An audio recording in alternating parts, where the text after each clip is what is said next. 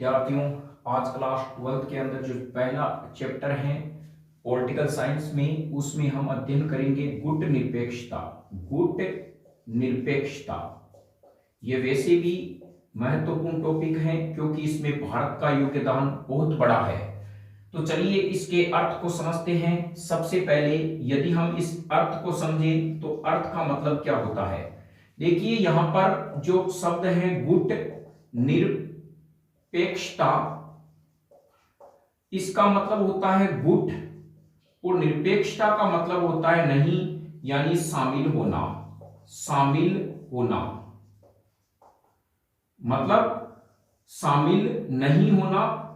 इसका मतलब यह होता है गुट निरपेक्षता यानी तटस्थवाद की नीति इसे कहा जाता है।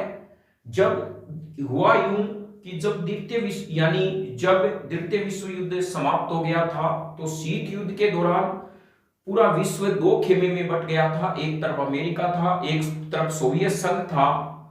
तो जो देश आजाद हुए थे, नए नए स्वतंत्र हुए थे, जिनके बारे में हम बात करें, एशिया, अफ्रीका और अमेरिका के जो देश स्वतंत्र हुए थे, उनके पास में प्रस्ताव था कि आप इन दोनों गुटों में से किसके पास जाना चाहोगे। तो यहां पर जो देश नए नए स्वतंत्र हुए थे उन्होंने कहा कि हम किसी भी गुट में नहीं जाएंगे, अर्थात हम अपनी स्वतंत्र नीति बनाएंगे। कौन सी नीति बनाएंगे? स्वतंत्र नीति बनाएंगे, अर्थात किसी भी गुट में आकर दबाव में अपनी जो है वो नीति नहीं बनाएंगे। इसे कहा जाता है गुट निरपेक्षता। गुट निरपेक्षता का मतलब होता है अलगाववाद, यानी चलिए इसको हम समझते हैं क्या होता है। गुट निरपेक्षता का अर्थ यह होता है शीत युद्ध के दौरान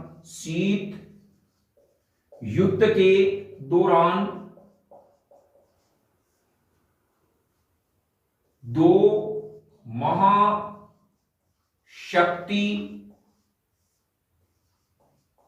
देश के गुटों में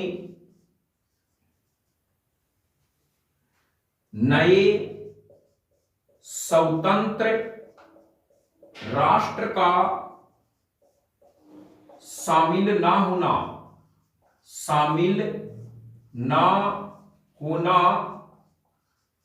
तथा अपनी स्वतंत्र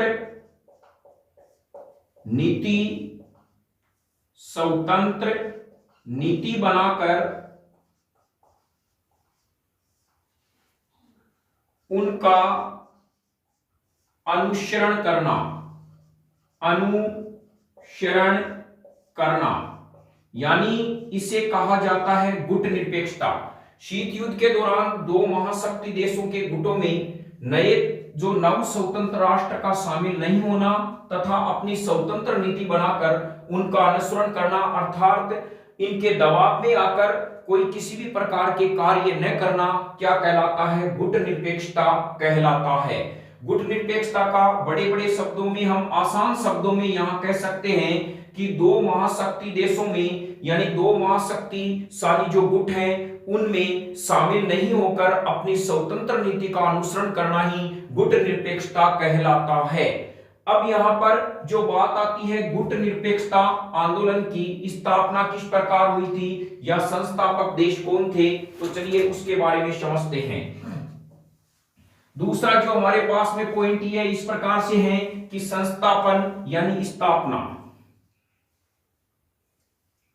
गुट निरपेक्षता की स्थापना, गुट निरपेक्षता की स्थापना अर्थात इसके संस्थापन कौन थे, किस प्रकार हुआ यूं कि जब पूरा विश्व दो खेमों में बट गया था तो एक 1955 के अंदर प्यारे बच्चों क्या होता है? बांडुंग सम्मेलन होता है। बांडुंग सम्मेलन में एक तो होते हैं भारत, एक होता है इंडोनेशिया तथा एक होते हैं यहां पर हम कह सकते हैं एक भारत और एक इंडोनेशिया। वह दूसरे जो तीसरा देश के बारे में हम बात करें तो वह है मिस्र।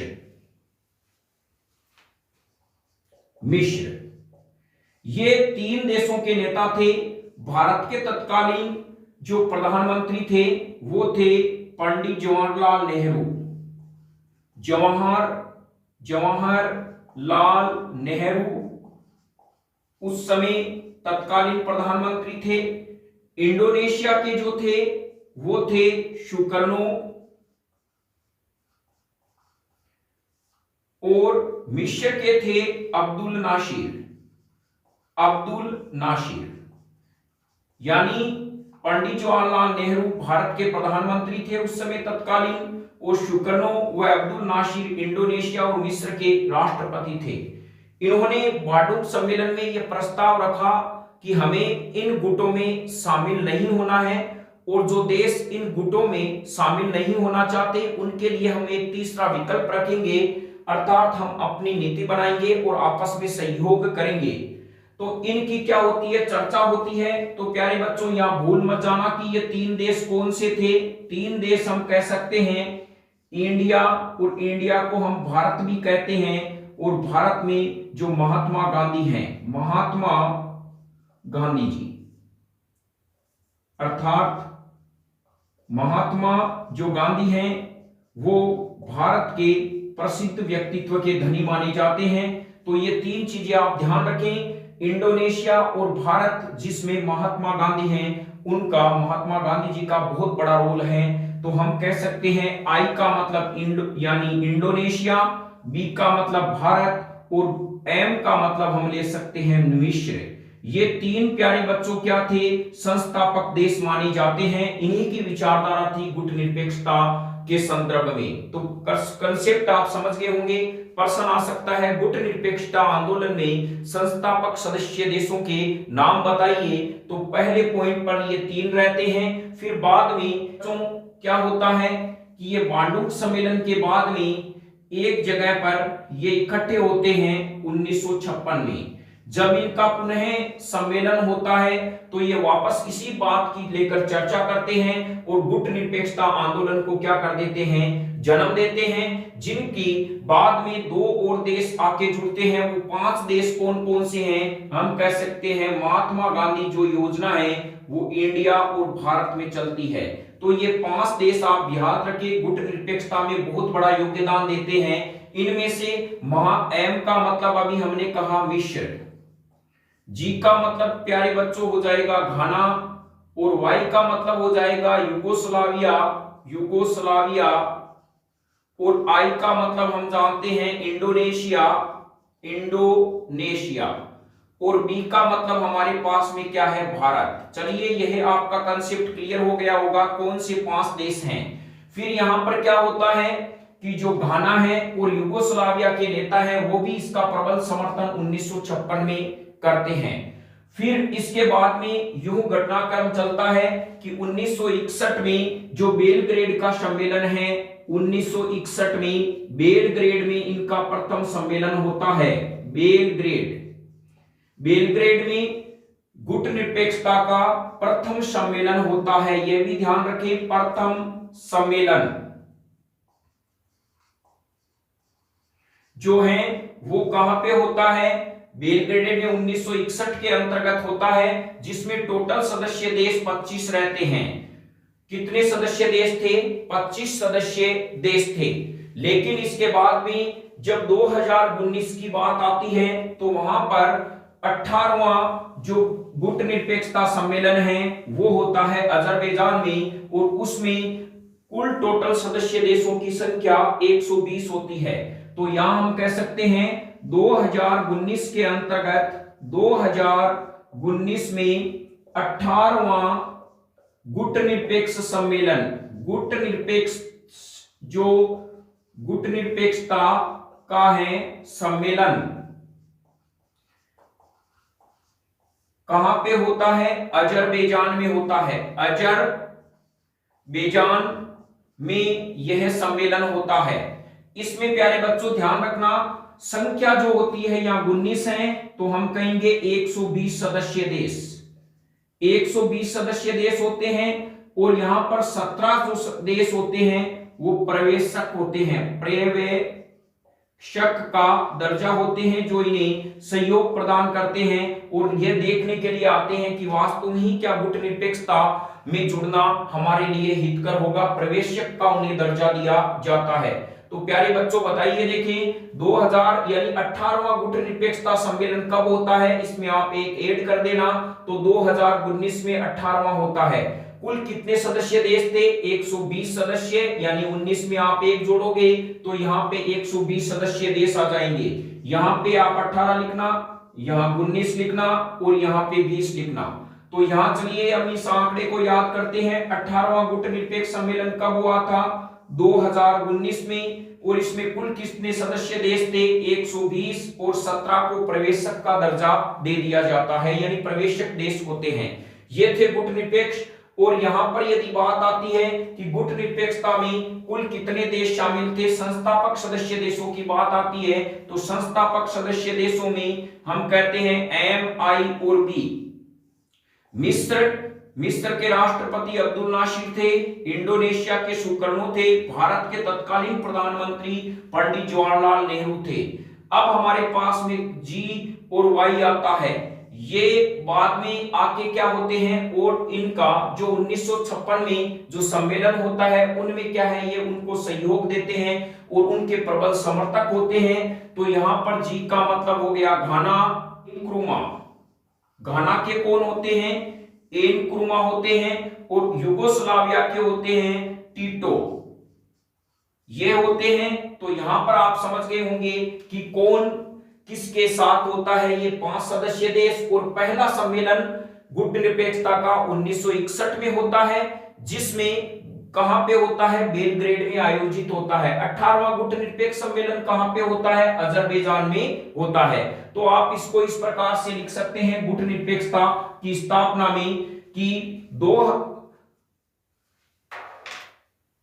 1955 में बाडुक सम्मेलन में भारत के तत्कालीन प्रधानमंत्री पंडित जवाहरलाल नेहरू, इंडोनेशिया के जो राष्ट्रपति सुकर्णो, युगोस्लाविया के यानी हम कह सकते हैं, फिर मिस्र के राष्ट्रपति अब्दुल नासिर ने यह तय किया कि हमें दोनों महागुटों से अलग होकर स्वतंत्र नीति बनानी चाहिए।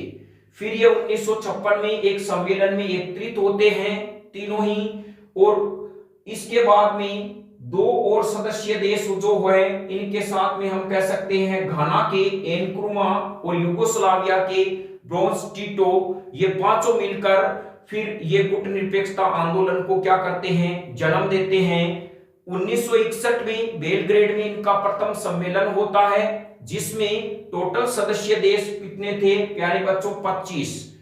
इसके बाद में जो 18वां गुट निरपेक्षता सम्मेलन है वो 2019 में होता है, जिसमें टोटल सदस्य देश 120 थे और 17 सदस्य प्रवेशक थे। तो यहां पे समझ गए होंगे गुट निरपेक्षता को बहुत बड़ा जो है बेनिफिट होता है। सदस्य देश कहां 25 थे और कहां बढ़कर 120 हो गए, अर्थात गुट निरपेक्षता की नीति है पूरे विश्व में क्या होती है, अपना सफल वर्चस्व रखती है। चलिए अब हम नेक्स्ट पॉइंट की ओर चलते हैं कि गुट निरपेक्षता के क्या लाभ है, यानी इसके इनकी जो नीति है उससे क्या फायदा हुआ विश्व को। तो हम कह सकते हैं विश्व को फायदा, अर्थात विश्व को लाभ, अर्थात इनका उद्देश्य क्या है यह भी लिख सकते हैं गुट निरपेक्षता का। नंबर 1 कह सकते हैं नव स्वतंत्र राष्ट्र को, राष्ट्र जैसे एशिया, अफ्रीका व अमेरिका, जो इन गुट में जो 2 महाशक्तिशाली गुट में शामिल नहीं होना चाहते थे, नहीं होना चाहते थे, उनके लिए गुट निरपेक्षता ने तीसरा विकल्प रखा। कौन सा रखा? तीसरा विकल्प रखा। पहला पॉइंट ये। दूसरा हम कह सकते हैं बी, इनको क्या लाभ हुआ था? विकासशील देश की विश्व स्तर पर अपनी पहचान बनी।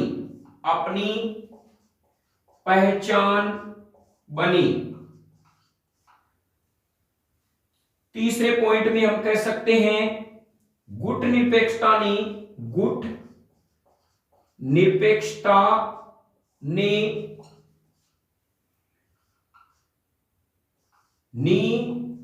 निशस्त्रीकरण की ओर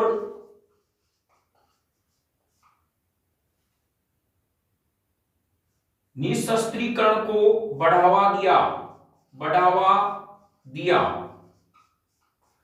यहां पर हम ये समझते हैं कि गुट निरपेक्षता के अंदर ये लाभ हैं। इन्होंने विकासशील देशों ने विश्व स्तर पर क्या है?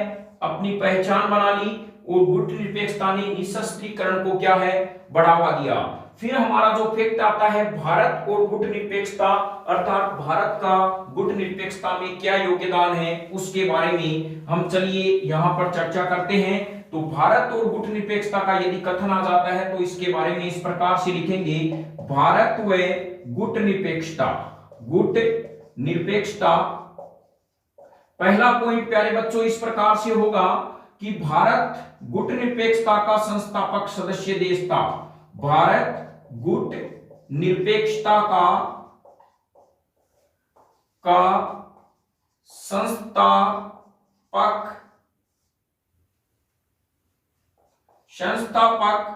सदस्य देश था। पहली बात तो हमारे सामने यह आनी चाहिए कि भारत क्या था? गुट निरपेक्षता का है वो संस्थापक सदस्य देश था। दूसरा, भारत ने अपने आप को ही नहीं बल्कि 9 स्वतंत्र राष्ट्र को 2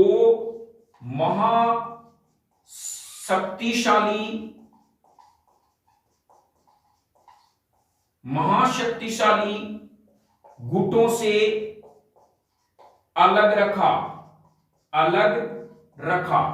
तो यहां पे भारत ने क्या किया? अपने आप को ही नहीं बल्कि 9 स्वतंत्र राष्ट्र को भी 2 महाशक्तिशाली गुटों से अलग रखा।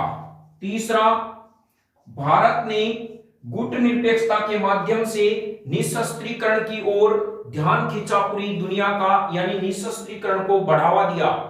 चौथा, हम कह सकते हैं भारत ने गुट निरपेक्षता के माध्यम से आतंकवाद के खिलाफ जो हैं वो देशों को अपने पक्ष में किया, अर्थात आतंकवाद के खिलाफ जो हैं वो जो गुट निरपेक्षता में शामिल देश थे उन्होंने उनको आतंकवाद के खिलाफ क्या है अपने पक्ष में किया भारत ने। तो हम कह सकते हैं चौथा पॉइंट इस प्रकार से लिख सकते हैं कि गुट निरपेक्षता में शामिल देशों को भारत ने आतंकवाद के खिलाफ है वो करने में अपनी सफलता प्राप्त की। तो 4 ये भारत की जो महत्वपूर्ण पॉइंट है भारत और गुट निरपेक्षता। अब देखिए गुट निरपेक्षता की जो आलोचना है वो किस प्रकार से पूरे विश्व स्तर पर हुई, उसके भी 2 कारण हैं जो हमें यहाँ पे नोट करनी है कि गुट निरपेक्षता है उसकी विश्व स्तर पर क्या आलोचना हुई थी। ये माध्यमिक शिक्षा बोर्ड में प्रश्न आ भी चुका है और हो सकता है इस बार आने की संभावना हो। नंबर 1, गुट निरपेक्षता नीति की विश्व स्तर पर आलोचना। आलोचना। नंबर 2, इसमें हम कह सकते हैं गुट निरपेक्ष की भी असफल। हम इसमें आगे एक लाइन भी लिख सकते हैं कि गुट निरपेक्षता की जो नीति है वो विकसित देशों को चुनौती देने में असफल रही। दूसरा हम कह सकते हैं कि यह गुट निरपेक्षता की नीति सिद्धांतहीन नीति थी। यानी हम कह सकते हैं कि जो विश्व के जो राजनीतिज्ञ थे, अर्थात उन्होंने माना कि गुट निरपेक्षता की जो नीति है वो क्या है, सिद्धांतहीन है। तो ऑब्वियसली है वो आलोचना तो करेंगे ही, क्योंकि जो सोवियत संघ है और अमेरिका के हैं जो गुट हैं, उन्होंने इसकी आलोचना शुरू कर दी कि ये लोग हमें टक्कर नहीं दे पाएंगे और इनके द्वारा बनाई गई नीति क्या है, वो सिद्धांतहीन है। जबकि ये नीति क्या थी, बहुत अच्छी नीति थी और अच्छी कारगर नीति थी। और एक और पॉइंट आप गुट निरपेक्षता के अंदर ये शामिल कर सकते हैं नीति के पक्ष में कि गुट निरपेक्षता में शामिल जो देश हैं वो आर्थिक रूप से और सामाजिक रूप से एक दूसरे की सहायता करेंगे जब मुसीबत आएगी तब। यानी संकट के समय में गुट निरपेक्ष जो राष्ट्र हैं वो एक दूसरे के आर्थिक रूप से और सामाजिक रूप से एक दूसरे का सहयोग करेंगे। तो आपको आज ये जो पहला पार्ट है प्यारे बच्चों वो कंप्लीट हो चुका है और इसके जो ऑब्जेक्टिव प्रश्न किस प्रकार के आएंगे जल्द न्यू कंसेप्ट क्लासेस लेता आएगा। और इसके बाद में हम पढ़ेंगे जो नया जो पार्ट है वो वैश्वीकरण के बारे में, यानी ग्लोबलाइजेशन, भूमंडलीकरण के बारे में।